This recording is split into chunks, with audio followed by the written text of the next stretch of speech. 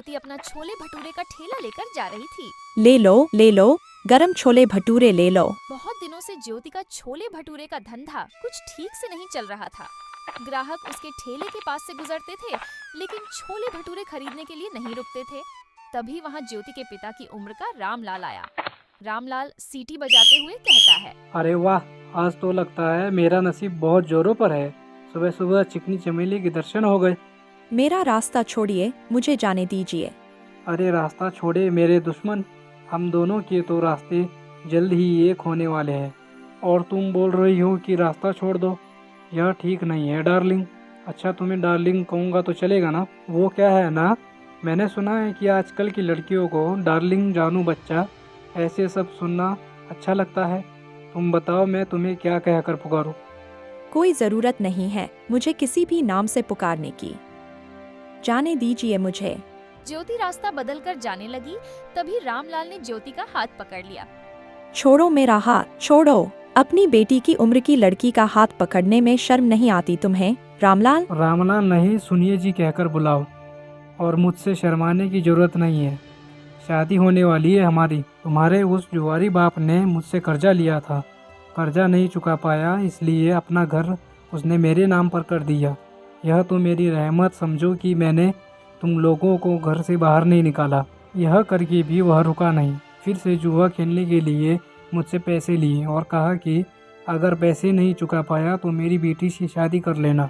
तुम्हारे बाप को बोलो कि मेरे पैसे लौटाए, नहीं तो तुम मुझसे शादी करने के लिए तैयार हो जाओ। ज्योति मायूस होकर घर चली गई। उसने अपनी माँ सावित्री को रोते हुए सब बात बता दी। तभी ज्योति के पिता कहते हैं, अरे सही तो कह रहे थे सेठ, तुम्हारे तो नसीब खुल गए हैं कि इतने अमीर आदमी से तुम्हारी शादी होगी। नहीं बापू, मैं इतने बड़े आदमी से शादी नहीं करूंगी, चाहे कुछ भी हो जाए। और माँ, आज के बाद मैं नहीं जाऊंगी छोले भटूरे का ठेला लेकर। ज्योति अंदर जाकर रोने लगी। अगले दिन से सावित्री छोले भटूरे बेचने जाने लगी। कुछ दिन हो गए, लेकिन फिर भी जितनी जरूरत थी उतना धंधा नहीं हो रहा था। सावित्री बहुत परेशान हो गई थी। दिन भर पूरे गांव में घूमने के बाद रात को सावित्री घर जा रही थी। वह एक जगह पर बैठ गई। हे भगवान, और कितनी परीक्षा लोगे हमारी। इतनी मेहनत करके भी पैसे हाथ में नहीं आते। पति है जिसे जुआ खेलने से फुर्सत नहीं मिलती, और मेरी इकलौती बेटी है, लेकिन उसके पीछे वह रामलाल पड़ा है। मेरी बेटी को उस रामलाल के चंगुल से कैसे बचाऊं, पता नहीं। ये छोले भटूरे का धंधा क्यों नहीं चल रहा है? अगर पैसे नहीं मिले तो क्या करूंगी? सावित्री अपने आप से बात कर रही थी। तभी उसके पास एक बूढ़ी दादी आकर बैठ गई।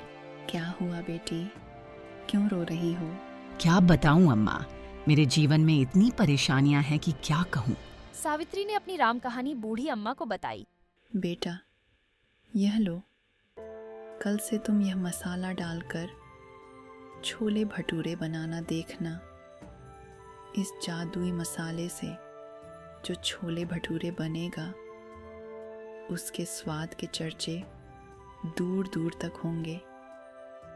जल्द तुम्हारी सारी परेशानियां दूर हो जाएंगी।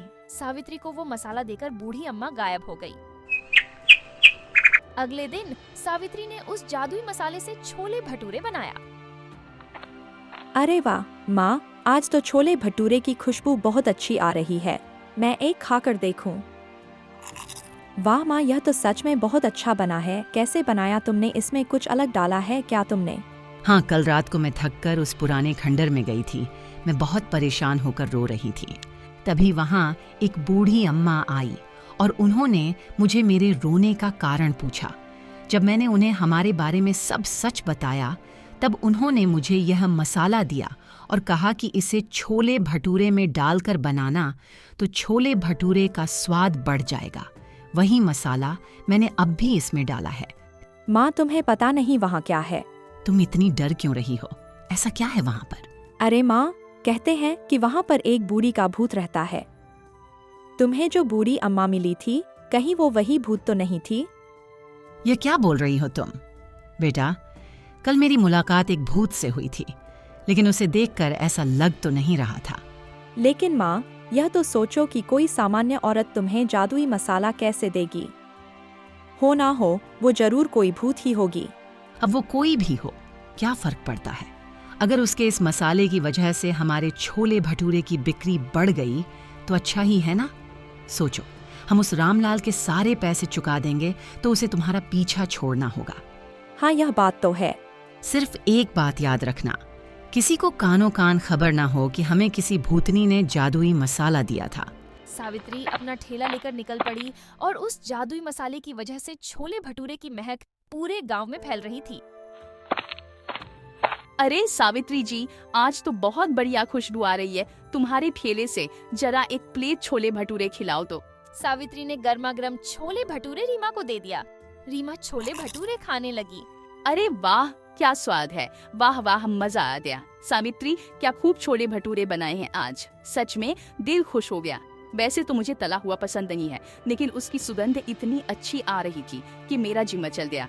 और ये लो पैसे, और एक काम करो, 4 प्लेट छोले भटूरे पैक करके देना, घर पर ले जाती हूँ। रीमा की आवाज सुनकर कुछ और लोग वहाँ आ गए और छोले भटूरे खरीदने लगे। सावित्री बहुत ज्यादा खुश हो गई क्योंकि आज उसकी बिक्री एकदम बढ़िया हो गई थी। कुछ देर के बाद सावित्री गांव से होकर कॉलेज पर चली गई। कॉलेज के बहुत सारे बच्चों ने छोले भटूरे खरीदे और दोपहर तक सारे छोले भटूरे खत्म हो गए और सावित्री घर चली गई। माँ, आप इतनी जल्दी आ गई आज? अरे पूछो ही मत, आज तो गजब हो गया सच में। उस मसाले ने तो कमाल कर दिया। जब मैं यहाँ से निकली, थोड़ी दूर पर रीमा जी मिल गई और छोले भटूरे की खुशबू से खींचे चले आए और उन्होंने छोले भटूरे की 2 प्लेट खा लिए और 4 पैक करके घर ले गए। इतनी तारीफ कर रहे थे छोले भटूरे की, क्या ही बताऊं। उनकी आवाज़ सुनकर कुछ और गांव वाले आए और उन्होंने भी छोले भटूरे खरीद लिए। आज तो बहुत अच्छी बोनी हो गई थी। फिर मैं कॉलेज पर चली गई। वहाँ बच्चों की खाने की छुट्टी हो गई थी। बहुत से बच्चे बाहर आए और छोले भटूरे लेकर चले गए। सारे छोले भटूरे खत्म हो गए। अरे वाह, मतलब भूतनी ने दिए हुए मसाले ने अपना काम कर दिया। माँ, अगर रोज ऐसे ही छोले भटूरे की बिक्री होने लगी तो बहुत जल्द हम सारा कर्जा चुका देंगे। हाँ बेटा, ऐसा ही होगा। मैं सोच रही हूँ कि मैं दोपहर तक तो सारे छोले भटूरे बेचकर तो वापस आ जाती हूँ और पूरा टाइम खाली बैठी रहती हूँ। तो क्यों ना शाम के समय भी छोले भटूरे का ठेला लगाना शुरू कर दूँ। लेकिन माँ, तुम कितना काम करती हो? शाम को भी काम करोगी तो थक जाओगी। थक तो जाऊंगी, लेकिन सोचो, मुनाफा भी तो दुगना हो जाएगा। अगले दिन से सावित्री शाम के समय भी छोले भटूरे का ठेला लगाने लगी। उसे दुगना मुनाफा होने लगा। कुछ दिनों में सावित्री के पास बहुत सारे पैसे जमा हो गए। एक दिन वो कर्ज के सारे पैसे लेकर रामलाल की कोठी पर चली गई। आओ आओ सावित्री, आज सुबह सुबह मेरी कोठी पर, हमें लगता है शादी की बात करने आई हो। रामलाल, मैं पागल नहीं हूँ जो मेरी रूपवती बेटी का हाथ उसके बाप की उम्र के आदमी के हाथ में दे दूं। हाँ बिल्कुल, तुम पर ही गई है तुम्हारी बेटी। कुछ दिन पहले वो यही कह रही थी, लेकिन शायद तुम दोनों को अब तक समझ नहीं आया है कि रमेश ने ही मुझसे वादा किया है कि अगर उसने लिए हुए कर्जे को वो चुका नहीं पाया तो वो ज्योति का हाथ मेरे हाथ में दे देगा। और तुम लोग तो मुझे पैसे वापस करने से रहे, तो तुम्हारे पास चारा ही क्या है। अपने सपनों से बाहर आओ रामलाल। कहीं ये कांच का सपना टूट गया तो उस टूटी हुई कांच के टुकड़े आंखों में चुभ जाएंगे और आंखों से खून बहने लगेगा। ये ले तेरे पैसे, और आगे से मेरे दरवाजे पर आने की जरूरत मत करना। और हाँ, मेरी बेटी को आंख उठाकर भी मत देखना आज के बाद। सावित्री रामलाल के कोठी से चली गई। कुछ दिनों के बाद सावित्री को कॉलेज के कैंटीन में छोले भटूरे बनाने का काम मिल गया। उसने अब छोले भटूरे का ढाबा शुरू कर दिया था। दोपहर में सावित्री कॉलेज के कैंटीन में काम करती थी और शाम को ज्योति के साथ मिलकर अपना छोले भटूरे का ढाबा चलाती थी। एक दिन रामलाल के कोठी पर उसकी बेटी साक्षी उससे कहती है, पापा, आप कुछ दिनों से परेशान लग रहे हो, क्या बात है? क्या बताओ बेटी, कुछ दिनों से शेयर्स लगातार गिर रहे हैं। मुझे बहुत बड़ा लॉस हुआ है। क्या? तो अब आप क्या करेंगे पापा? अब क्या, जितना भी पैसा बचा है उसे भी लगा देता हूँ। अगर 2-3 दिन में शेयर्स ऊपर चले गए तो डूबे हुए सारे पैसे वापस मिल जाएंगे। लेकिन अगर शेयर्स ऊपर नहीं गए तो? शुभ शुभ बोल, एक तो मैं पहले ही इतने टेंशन में हूँ और तू ऐसी बातें कर रही है। जा अब यहाँ से।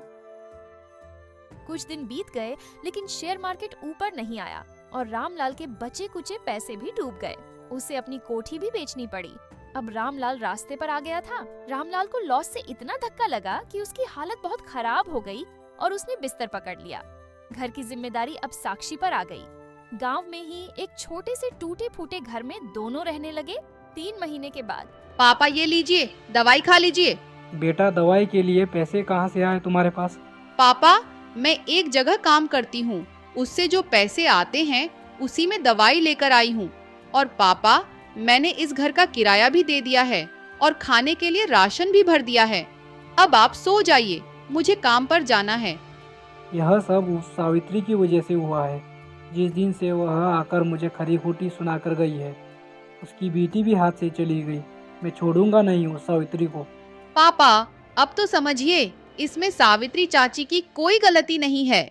ज्योति मेरी उम्र की है, उसके साथ शादी की बात करने के बारे में सोचते हुए आपको ही शर्म आनी चाहिए थी। कौन सी माँ चाहेगी कि उसकी बेटी की शादी ऐसे आदमी से हो? मुझे दया आ रही है उन पर। दया तो उन्होंने हम पर दिखाई है।